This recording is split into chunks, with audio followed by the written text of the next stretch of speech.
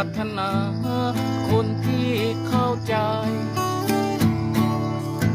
ชายไม่เก็บอะไรอยู่ไปไม่เคยต่อไปเพื่อมวลพฤกษาปีไร้ค่าด้วยการสร้างสรรค์ชีวิตให้งาม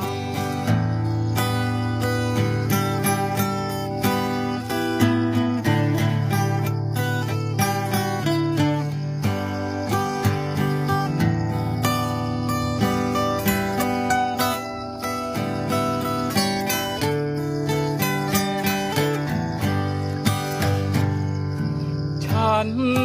เป็นดอกไม้คือนิยายของแผ่นดินแต่งสีทั่ว